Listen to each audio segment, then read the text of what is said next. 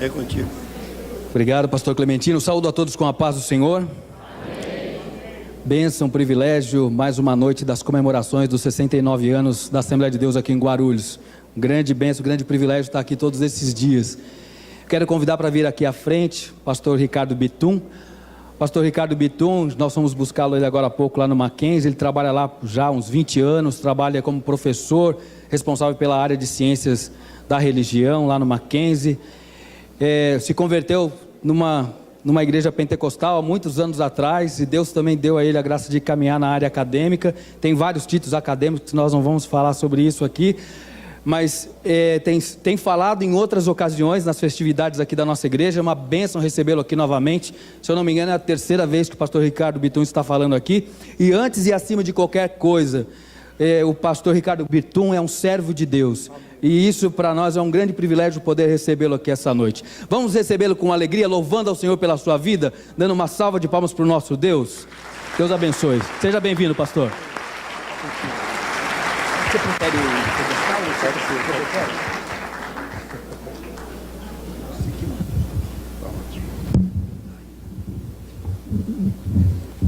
Tá ótimo. Graça e paz da parte do Senhor Jesus a todos, amém? Amém. Deus seja louvado. Eu queria agradecer primeiramente a Deus pela oportunidade de ter cedido esse púlpito para que eu pudesse compartilhar a palavra de Deus com os irmãos. Em segundo, queria agradecer ao pastor Clementino pela confiança de poder permitir que eu estivesse aqui compartilhando a palavra, e toda a sua equipe. Saúdo também todos os pastores, saúdo também os irmãos na gloriosa paz de nosso Senhor Jesus Cristo, nosso Salvador. É com muita alegria mesmo, e coração, que eu estou aqui com os irmãos. É bom ver numa terça-feira a igreja cheia, não para ouvir um cantor gospel famoso, não para ouvir um ex-jogador de futebol da seleção brasileira, mas uma igreja lotada para ouvir a palavra de Deus, porque é ela que nos sustenta, ela é que nos anima, ela é que nos guarda, ela que nos conduz, e será assim por toda a eternidade, porque a palavra do Senhor é o próprio Senhor Jesus Cristo. Ele é o verbo, Ele é a palavra de Deus. Então, quando nós nos relacionamos com a palavra, estamos nos relacionando com o próprio Senhor Jesus Cristo. Por isso, cada vez que eu tenho entendido isso, eu tenho tido mais temor ao abrir as Escrituras, porque é a palavra de Deus, não é a palavra de um presidente, de um general ou de um homem, é a palavra que saiu da boca de Deus, a palavra que o Espírito Santo permitiu que estivesse registrada. E muitos homens morreram, muitas mulheres oraram e sofreram para que essa palavra estivesse aqui hoje, para que essa palavra pudesse estar na minha e na sua mão. Muita gente morreu, muita gente dobrou os joelhos, muita gente orou, muita gente sofreu, muitos mártires na história da igreja. Por isso, louvado seja o Senhor por termos a palavra dele em nossas mãos. Amém? Eu queria que você abrisse a sua Bíblia em Isaías, capítulo de número 6. Isaías, capítulo de número 6. Certamente você já ouviu essa palavra, talvez até já tenha pregado essa palavra, e eu também já preguei essa palavra, mas todas as vezes que eu prego, o Senhor sempre traz algo novo, sempre útil para o ensino, para a aprendizagem. Quando me deram o tema sobre uma igreja relevante é aquela que viu o Senhor como o profeta Isaías viu. Porque todos aqueles que um dia viram ao Senhor, jamais foram os mesmos. Todos aqueles que um dia tiveram um encontro com Cristo, jamais foram o mesmo. Eu me lembro que aos 8 para 19 anos, o Senhor me encontrou numa igreja pequenininha, muito simples, lá na Santa Clara, num lugar onde nunca eu tinha estado antes. Uma igreja muito simples, Mas quando eu entrei lá, alguma coisa aconteceu. De lá nunca mais saí. Eu fiquei mais de semanas chorando. Entrava no culto dos jovens, eu lembro de encostar minhas costas na parede e começar a chorar. E aí vinha um irmão, o irmão disse: o que está acontecendo? Eu dizia: eu não sei, mas é alguma coisa aqui, e eu não sei, mas é algo que está acontecendo.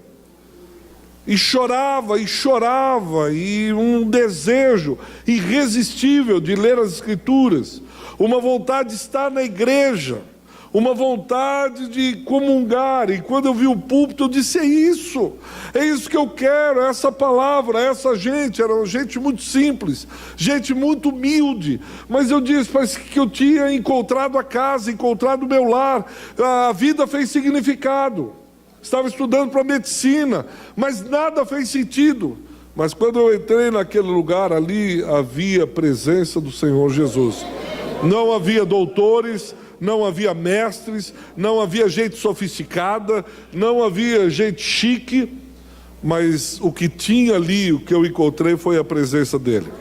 E nunca mais, nem que eu queira ou quisesse, eu consegui deixar esse amor.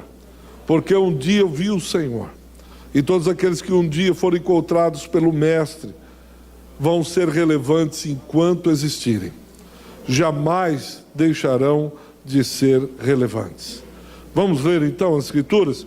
A minha Bíblia é atualizada, provavelmente a tua é corrigida, mas eu não sei se passar no telão, mas você vai acompanhando. No ano da morte do rei Uzias, eu vi o Senhor assentado sobre um alto e sublime trono, e as abas de suas vestes enchiam todo o templo. Versículo de número 2: serafins estavam por cima dele, cada um tinha 6 asas, com 2 cobriam o rosto, com 2 cobriam os seus pés, e com 2 voavam. E clamavam uns para os outros, dizendo: Santo, Santo, Santo é o Senhor dos exércitos, toda a terra está cheia da sua glória. As bases do limiar se moveram à voz do que clamava, e a casa se encheu de fumaça. E então disse eu: ai de mim, estou perdido, porque sou homem de lábios impuros, habito no meio de um povo de impuros lábios, e os meus olhos viram o Rei, o Senhor dos exércitos. Então um dos serafins voou para mim, trazendo na mão uma brasa viva, que tirara do altar como uma tenaz. Com a brasa tocou a minha boca e disse: eis que ela tocou os teus lábios. A tua iniquidade foi tirada, e perdoado o teu pecado. Depois disso ouvi a voz do Senhor que dizia: a quem enviarei? E quem há de ir por nós? Disse eu: eis-me aqui, envia-me a mim. Que o Senhor abençoe a leitura da sua palavra. Talvez você tenha lido Isaías e não lembra mais exatamente o momento que Isaías está vivendo. Não lembra exatamente o período. Deixa eu trazer o contexto para você aqui. O profeta está profetizando mais ou menos por volta de 700 antes de Cristo. Ele profetiza entre o período de 700 a 740 antes de Cristo. E ele tem uma visão. E nessa visão ele vê o Senhor, que está sentado no alto e sublime trono, e os serafins. Nós não sabemos se são anjos exatamente, pois é a única vez que aparece serafins na Bíblia. Serafins, a tradução no hebraico, é um ser que é inflamado, chamas. E eles estão ao redor do templo, e há uma peculiaridade com 6 asas. 2 cobrem o rosto, 2 cobrem os pés, e com 2 voam.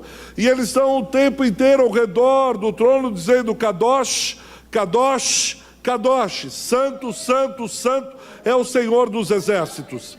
Isaías, quando vê essa cena, ele cai e grita, há uma agonia na sua alma, dizendo: ai de mim, porque eu sou pecador, sou um homem de lábios impuros e vivo no meio de um povo de lábios impuros. Mas diz que sai um anjo com uma tenaz e pega uma brasa do altar, uma brasa viva, incandescente, e toca os lábios do profeta Isaías. E disse: olha, o teu pecado, a tua iniquidade foi tirada, a tua impureza foi tirada. Porque foi o toque daquela brasa viva, incandescente, aquela chama tocou os lábios do profeta. E diz que depois disso ele ouve uma voz. E a voz diz: a quem eu enviarei? Quem há de ir por nós? E ele rapidamente diz: eis-me aqui, envia-me a mim.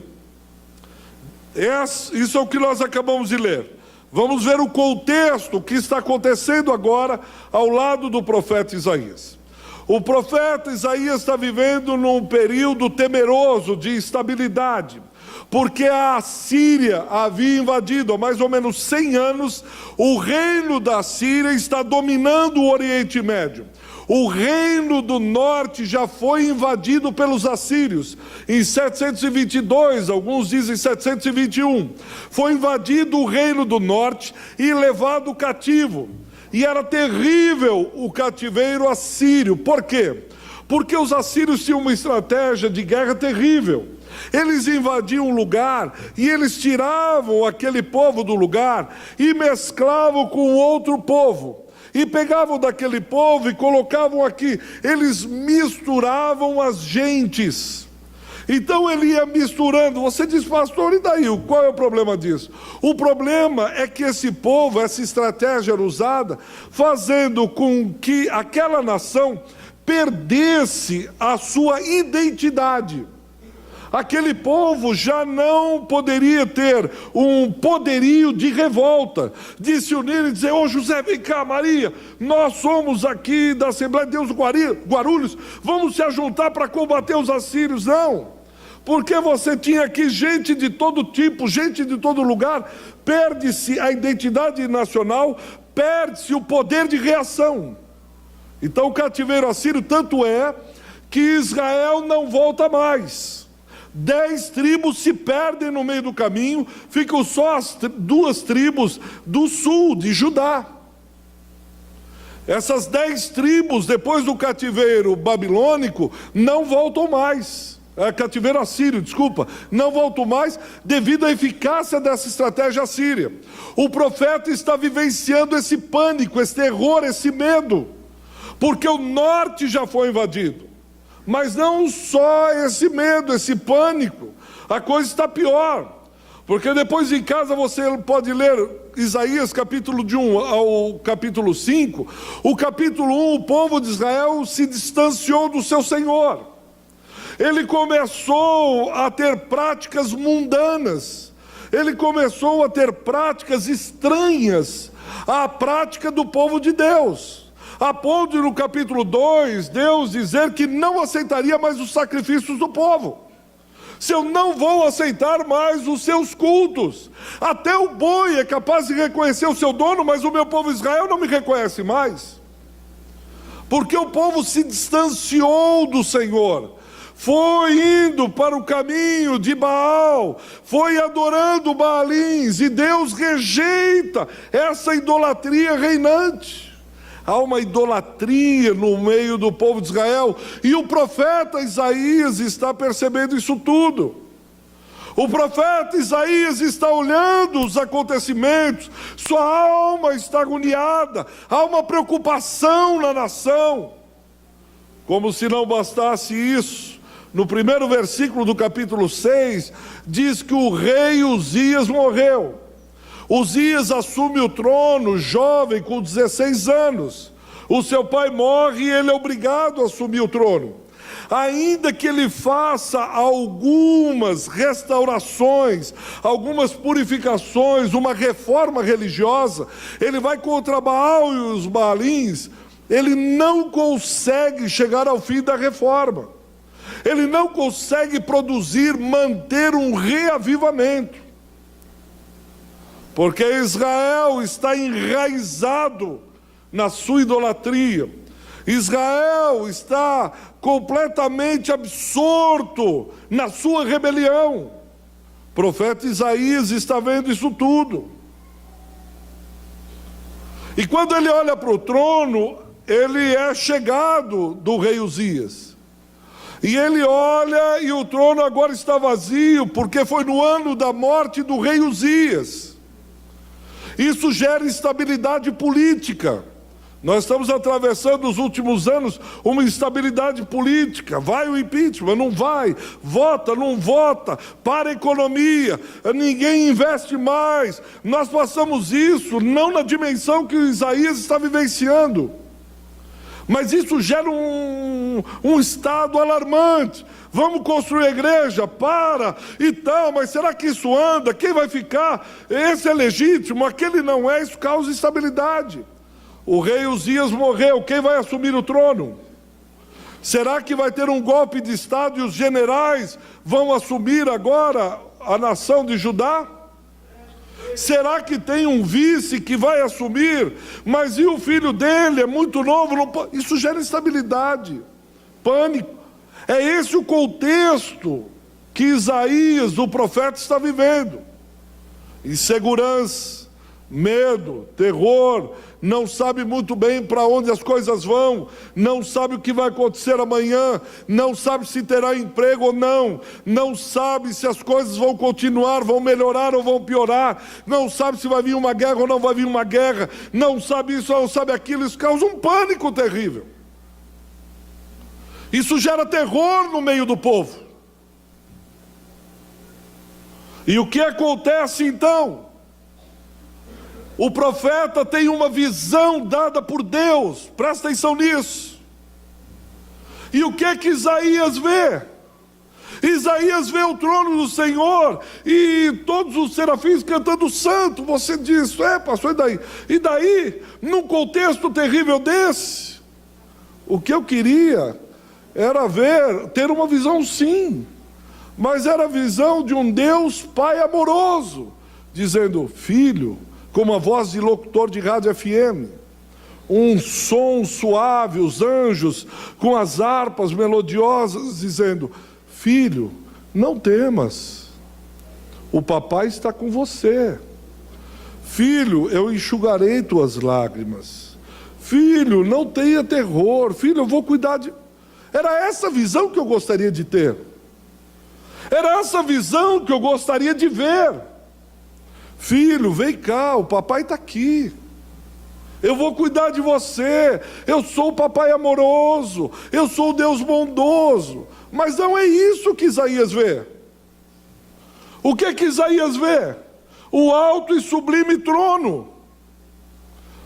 Eu olharia e diria, peraí Deus, acho que a visão errada, o canal pegou interferência, essa talvez seja uma visão para depois, para agora é a visão do papai amoroso, do Deus bondoso, e não é a visão de um trono, de santidade, não é nada disso. O que eu faço com a santidade na hora da batalha? O que eu faço com o trono? Peraí Deus, mas Deus é sábio, Deus não é homem, Deus não sou eu, graças a Deus, e Ele dá a visão que precisa ser vista. A visão para que o profeta seja relevante, a visão contextualizando para que haja uma igreja relevante. A primeira coisa que ele vê é o Deus Santo, no versículo 3. É Deus dizendo para ele, aconteça o que acontecer, você precisa entender o meu caráter, Isaías. Haja o que houver, você precisa entender que eu sou um Deus santo. O povo já descambou para Baal, o povo já foi andar para a mundanização, mas o meu caráter continua inalterável. Eu sou um Deus santo. O que é santo se não separado?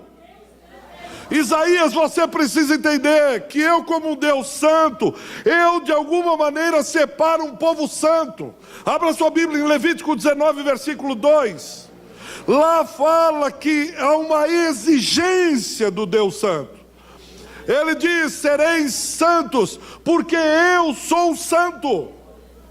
O meu povo é santo, não porque eu gosto, porque eu determino que o meu povo seja separado para mim. Eu determino que o meu povo vai olhar, vai escutar, vai ver como eu vivo, como eu escuto e como eu vejo. Eu sou Deus santo, viu lá Levítico 19:2? Ah, pastor, mas peraí, isso aí é o Velho Testamento. Tá bom, abra sua Bíblia, por favor, na primeira carta de Pedro. Pedro, novamente, no capítulo 1, versículo 16, vai repetir exatamente isso. Vamos ler juntos?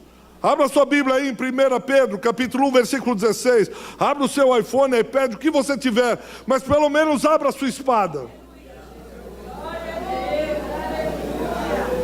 Primeira carta de Pedro, no final das Escrituras. Vamos ler juntos, capítulo 1, versículo 16. Porque está... Acharam? Vamos juntos? Porque está escrito... Sede santos, porque o Senhor nosso Deus é um Deus santo. O apóstolo Pedro confirma exatamente o caráter do Senhor nosso Deus. No meio de uma prostituição espiritual do povo, no meio da idolatria, a visão que Deus diz é: você quer ser relevante, Isaías? Igreja, você quer ser relevante? Sede santos, porque eu sou santo, assim diz o Senhor dos Exércitos. O que é ser santo se não é ser separado, escolhido? Olha, as nações vão fazer isso, mas você é santo, você é separado. Olha, a modinha agora é fazer isso, mas você é santo. Olha, a onda agora, a onda é fazer assim e assim. É a onda no mundo, mas você é separado para mim. Ah, mas eu queria fazer aquilo outro. Isaías, você foi separado por mim. Não tira isso da sua cabeça. Ah, mas sabe o que é, pastor Clementino? Nas outras igrejas, não sei onde faz isso. Pois é, lá faz isso, aqui não. Por quê? Porque sede santos, porque eu sou santo, diz o Senhor dos Exércitos. A segunda coisa na visão é que ele não vê um Deus amoroso, um fanfarrão, não. Ele vê Deus aceitado no alto e sublime trono. Pastor, o que isso tem a ver com a visão? Tem tudo a ver. O rei Uzias morreu. O trono está vazio, há insegurança.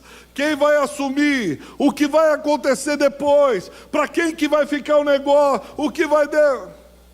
Ele vê o Senhor assentado no trono. Deus dizendo para ele: o trono humano pode estar vazio, mas o trono celeste está ocupado pelo Rei dos Reis e Senhor dos Senhores. Por que isso é importante? Porque nós vamos vivenciando a terra, vivenciando o mundo, e achamos que as calamidades políticas, econômicas e sociais abalam os céus. Que Deus, num determinado momento, olha e diz: nossa, está muito complicado o Brasil, o que eu faço? Nossa, a economia do Brasil, agora como que eu vou terminar a construção da minha igreja? E Deus fica todo temeroso e diz: Gabriel, Miguel, corre aqui, o que é que nós fazemos? Olha se pode aquele pular. Não. Isaías, eu vou mostrar para você que o trono está ocupado. Eu ainda não pedi licença do trono. O cetro de poder ainda continua na minha destra. Eu ainda governo as nações. Eu ainda tenho a última palavra. Eu ainda mando. O mundo não está em desgoverno. O mundo não está a Deus dará.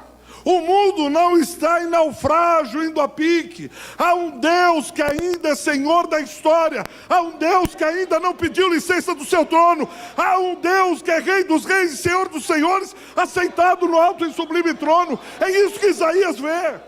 É isso que o profeta vê. É isso que eu e você precisamos ver, se quisermos ser relevantes nesse mundo. É isso. Nós não podemos perder de vista isso. Deus está sentado no alto e sublime trono. Isaías, o trono humano está vazio, mas o trono celeste ainda tem um Senhor. Ele está lá. Ele está lá olhando para mim, olhando para você, olhando para todo lugar. E isso faz com que eu e você sejamos relevantes, porque há uma confiança que há um Deus que rege a história. Um Deus que não está de costas. Um Deus que não está à deriva, perdido com os últimos acontecimentos. Um Deus que não está em pânico, porque a igreja está mundanizando. Um Deus que não tem medo dos exércitos. Um Deus que não levanta pela manhã e começa a comer as unhas, preocupado porque o inferno está muito ativo. Ele continua sendo soberano. Ele continua sendo El Shaddai. Ele é o lírio dos vales. Ele é a rosa de Saron. Ele é a estrela da manhã. Ele é o sol da justiça. E o será eternamente. E o será eternamente. Eu e você vamos vê-lo eternamente assentado sobre o alto e sublime trono. Durante toda a eternidade, ele continuará lá. Eu participava de uma missão e nós saíamos ao sábado, que é o Shabat dos judeus, para evangelizar judeus, lá no Bom Retiro e em outros lugares onde tinham colônias judaicas.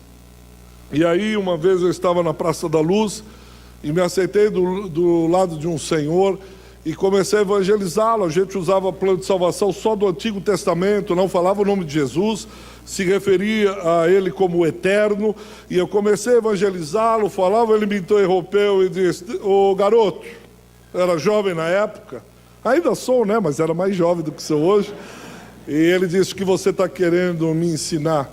Meu pai, desde criança, já com 6, 7 anos, me punha no colo e me ensinava isso que você está querendo me ensinar. Então deixa eu te perguntar, já que você se acha sabido. Eu disse: pois não. Ele disse: onde estava Deus quando 6 milhões de judeus foram exterminados em Israel? Onde estava esse Deus que você está falando aí, quando na cidade onde minha família morava, meu pai, havia um senhor que era um alemão, que era expert em fazer tamborins com prepúcio de judeus? Onde estava quando nós sofríamos lá, Deus? Eu fiquei sem resposta na hora. Deus, onde é que o senhor estava? E aí depois fui pensar em casa. Isaías 6 disse assim: eu estava onde eu sempre estive, sentado no alto e sublime trono. Eu estava onde sempre estive. O meu povo virou as costas para mim, mas eu estava lá, no alto e sublime trono. Os nazistas não tinham a direção da história. Deus estava lá, e eles sabiam por quê. O que é que Isaías vê? Isaías vê, quando vê o Senhor, ele vê a ele mesmo. Essa talvez seja uma das verdades mais impactantes dessa visão de Isaías. Veja o versículo 5. Quando nós temos uma visão do Deus Santo, parece que as coisas são colocadas no lugar, como a gente diz, Deus coloca os pingos nos is. Quando nós temos uma visão da santidade de Deus e do seu trono, parece que a ordem se estabelece no universo. E Isaías olha esse trono. Quando ele vê a Deus, ele vê a si mesmo, vê a sua pequenez e a sua miserabilidade. Ele diz: ai de mim, porque sou pecador e habito no meio de um povo de lábios impuros. Ele se vê, ele se enxerga, não como o mundo enxerga, não como ele mesmo se enxerga, mas como Deus Santo o vê, diante de sua santidade. Porque isso é importante, porque nós vivemos uma época no mínimo estranha, onde eu vejo pela televisão o pastor dizendo: Deus é obrigado a nos abençoar, Deus vai cumprir a nossa oração. Deus vai e continua assim. E lá a certa altura ele disse: e se Deus não fizer, eu rasgo a Bíblia. E ameaçou rasgar a Bíblia. Aí eu fiquei pensando na cena, Deus, o soberano sentado no trono, mordendo as unhas, tremendo, e disse: Gabriel, Miguel, Serafins, todo mundo aqui, corre, corre. E o pastor assim: eu vou rasgar, hein? Ele disse: não, minha palavra não, por favor. Ai, minha palavra não rasga, filho. Eu vou rasgar. Ai, por favor, eu já vou te dar bênção. Miguel, corre, vem rápido. Ó lá. Não, minha Bíblia não, coitada, a Bíblia é sagrada, minha palavra. Então corre para me atender. Quem ele pensa que é? Quem ele pensa que é? Com quem ele está falando? Com quem ele está falando? Não é o Deus das Escrituras. Não é o Deus que se assenta no alto e sublime trono. Pode ser qualquer um outro deusinho, mas não o Deus Santo. Porque se ele visse o Senhor, ele cairia de joelhos, dizendo: misericórdia de mim, porque sou pecador. Misericórdia, misericórdia, misericórdia. E por toda a eternidade ele estaria pedindo a misericórdia do Deus Todo-Poderoso. Porque quando nós vemos ao Senhor, nós temos dimensão de quem nós somos. Jó, capítulo 42, versículos 5 e 6. Jó, todos conhecem, no capítulo 1, ele vai passar por uma provação dura, difícil. Ele era um homem justo perante os olhos do Senhor. Ele é um homem que sacrificava por si e por seus filhos. Aí Deus diz: olha, Jó, nós vamos caminhar juntos então, e você vai passar por um vale por algum tempo. Ele sai desse vale, no capítulo 42, versículo 5, ele olha e diz assim: antes eu te conhecia, mas não conhecia tão bem, mas agora que eu vi o Senhor. Antes eu te conhecia de ouvir falar, de frequentar domingo a igreja, de ir de vez em quando em acampamento, de tocar um louvor ou outro. Mas agora eu te conheço porque os meus olhos te viram. Os meus olhos te viram. E a partir daí a minha vida mudou.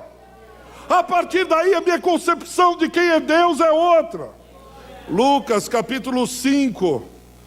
O Pedro lá está pescando, o apóstolo, e pesca durante a madrugada inteirinha e não pega nada. Aí o Senhor olha para ele e diz assim: Pedro, joga a rede do outro lado.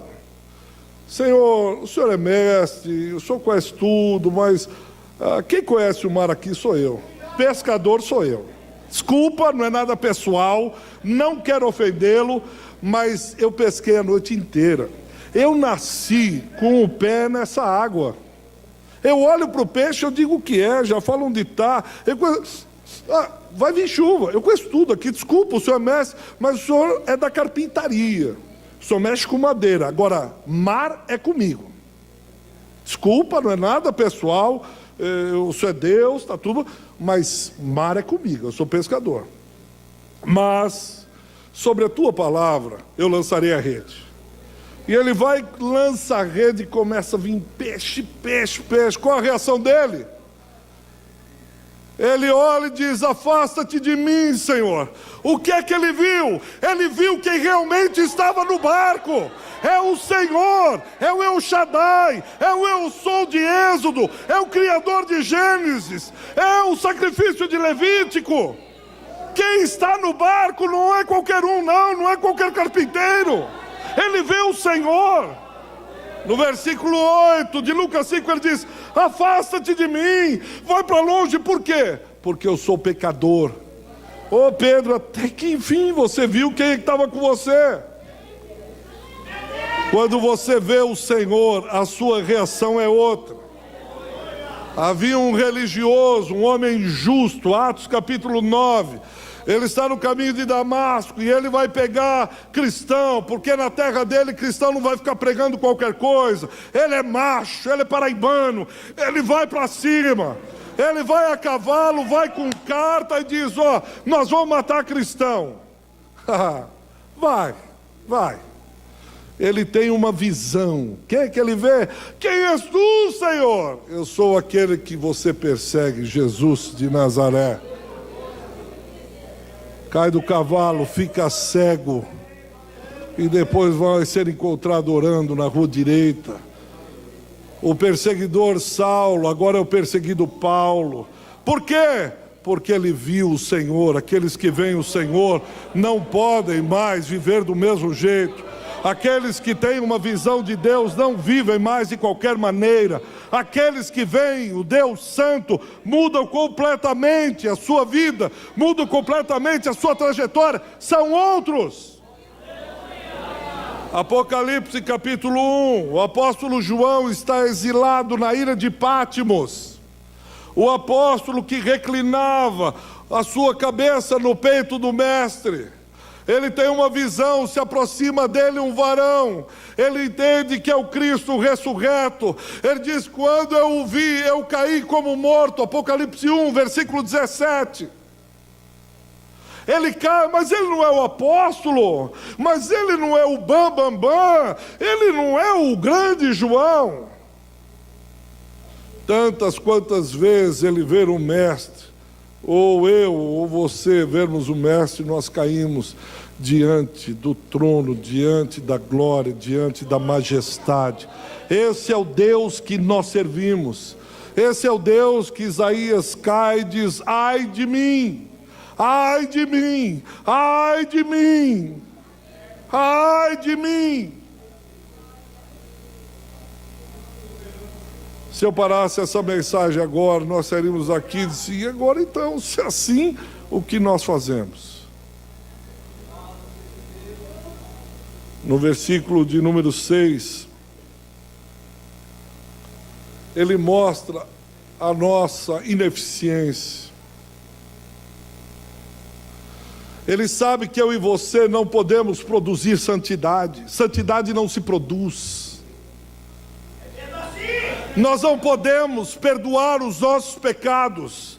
Nós não podemos entrar numa autopurificação, como algumas religiões que ficam lá, que você está fazendo? Estou me purificando. Não dá. Santidade tem que ser do caráter dele. Ele olha para Isaías e diz, Isaías, eu sei que você não pode. Isaías, ninguém pode. Mas eu olho com você com amor e ternura. Por isso ele olha para um anjo e diz, vai pegar uma brasa viva. Levanta o meu servo, põe essa brasa viva nos lábios do meu servo. E levanta o meu servo. Ele toca em João, dado como morto, e diz, levanta, ele estende a sua destra de poder. Sabe por quê? Porque nosso Deus não é um grande general, com roupa camuflada, um coturno enorme, e que vê o homem caído, clamando por misericórdia, ele vem e pisa, como se estivesse matando baratas, para mostrar que ele é o grande, é o bacana, é o todo-poderoso. Ele não é um Deus que olha e diz, ou você me serve ou eu tiro o teu filho. Ou você me serve ou eu vou tirar o teu emprego. Ou você faz isso ou eu corto a cabeça. Ou você faz aquilo ou eu mando um raio sobre... Não! É o Deus amoroso que olha para um homem que está como num oceano, se afogando, tentando ser salvo, puxando os próprios cabelos, e ele diz, é impossível, mas o que é impossível para os homens, é possível para Deus. Eu te levanto do monturo e o faço sentar ao lado de reis. Eu tenho misericórdia de quem eu quiser ter misericórdia. Eu levanto e eu abato. Isaías não é capaz de produzir santidade, mas Deus o é. Quando a igreja começa a clamar, pedir, buscar, ele olha e diz, eu sei que você é pequeno e fraco, mas em mim você pode todas as coisas em mim. Sou eu que te fortaleço, a minha alegria é a tua força.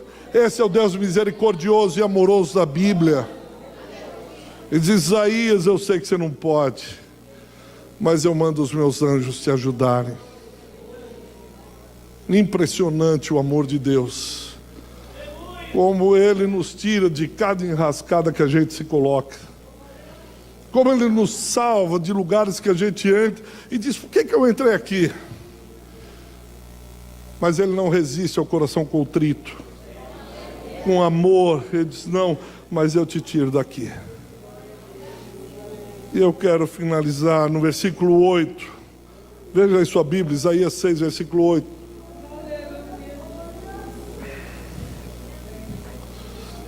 Olha que interessante, diz: depois disto tudo,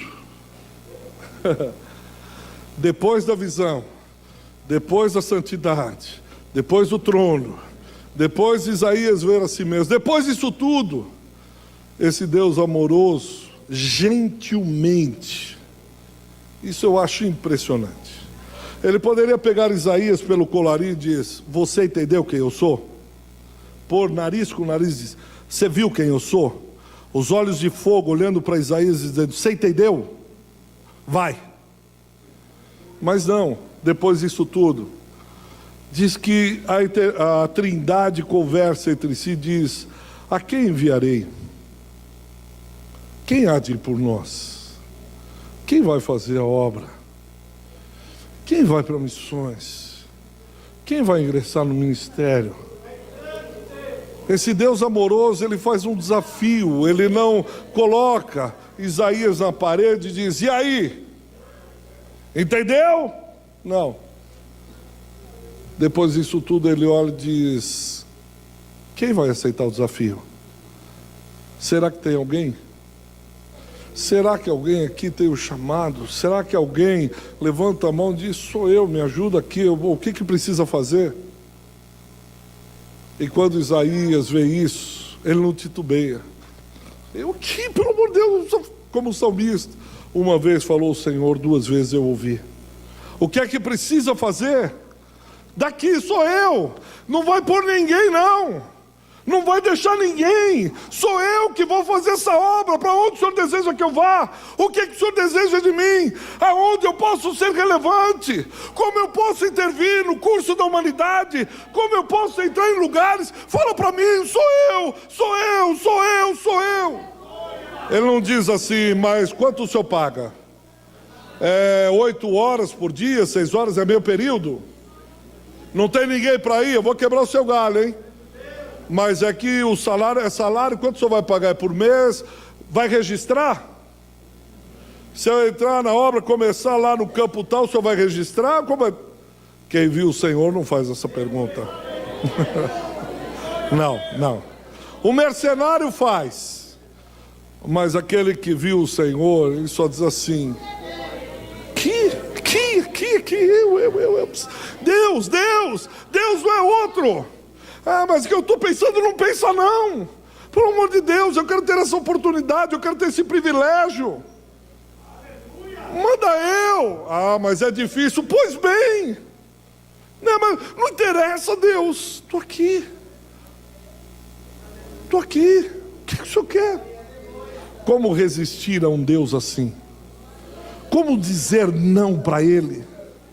Como dizer assim: eu vou pensar. Não, deixa. É José e Maria, Lucas capítulo 1. Eles foram tão trabalhados pelo Espírito Santo de Deus, que quando vem, Maria tem a conversa com Gabriel, e vai toda aquela conversa, no final ela diz aqui: eis aqui tua serva, eis aqui o meu ventre. O ventre para ela, toda mulher queria ter um filho, queria ter, ela não chega, eu fico imaginando Maria olhando e dizendo assim: ah, mas agora, espera só mais um mês que a gente vai casar. Eu sempre sonhei em casar de branco. Eu queria ir lá na igreja, até o pastor vai chegar daqui 2 meses. Espera só o pastor chegar daqui 2 meses. Agora não. Conhece gente assim? Não. Olha, a hora que eu me formar, é só eu me formar, conta comigo. Pastor, a hora que eu casar, esse é o sinal que eu pedi para Deus. A hora que vier o príncipe, pronto, aí eu estou na obra. Não, é a hora que a igreja for mudar, porque eu quero começar tudo novo. Quando for para a igreja nova, vai ser um novo chamado. Não dá para esperar até a gente casar, depois eu fico grávida, aí a gente já está casado, resolve tudo. É agora, Gálatas 4:4, na plenitude dos tempos, Deus enviou o seu Filho. Hoje, aprove ao Senhor falar contigo. Ah, mas não podia ser domingo, porque eu só vou vir domingo, é hoje.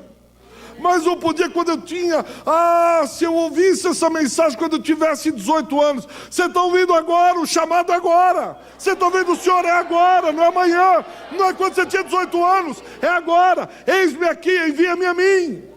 Estou aqui à tua disposição. Faça com o teu servo o que o Senhor quiser, use e abusa. Todos aqueles que um dia viram o Senhor não tem outra resposta senão: eis-me aqui, envia o teu servo. Eu queria orar com os irmãos. Eu queria rogar agora a Deus pela sua vida. Queria que você orasse. E vou pedir que Deus ouvisse a sua oração. Se Deus o trouxe aqui, Ele sabe a razão de você estar aqui. Assim como Ele sabe o propósito que me trouxe aqui. Abaixe sua cabeça por um instante. Feche os seus olhos. Talvez alguns aqui estão esperando. Viram o Senhor, mas ainda estão esperando. Outros estão negociando. Outros estão ainda olhando para a vida. Outros ainda estão pensando. Outros ainda não entenderam acerca da santidade. Outros ainda não viram o trono. Talvez há uma visão. Talvez hoje você precise pedir que Deus traga uma visão renovada. Uma visão renovada para o teu ministério. Uma visão renovada para a tua vida. Uma visão renovada para a tua caminhada. Como fez com Paulo, como fez com Pedro, como fez com Tomé, como fez com João, como fez com os seus santos apóstolos e profetas, e como deseja fazer com você. Uma visão renovada. Pai, visita-nos nessa noite, como o Senhor visitou naquele tempo de intensa preocupação, luta, medo, insegurança. Nos visita também, a fim de que sejamos uma igreja relevante, separada pelo Senhor, santa, servindo ao Deus Santo, cheia do Espírito Santo de Deus. Se faça verdadeiro Levítico 6, que o fogo arderia e não se apagaria no altar.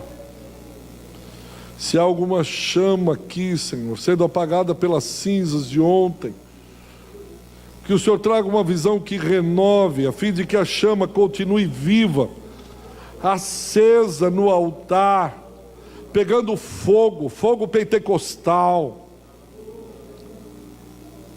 Um coração inflamado pelo Espírito Santo, uma alma cheia de temor e tremor diante do Deus Santo ao qual servimos.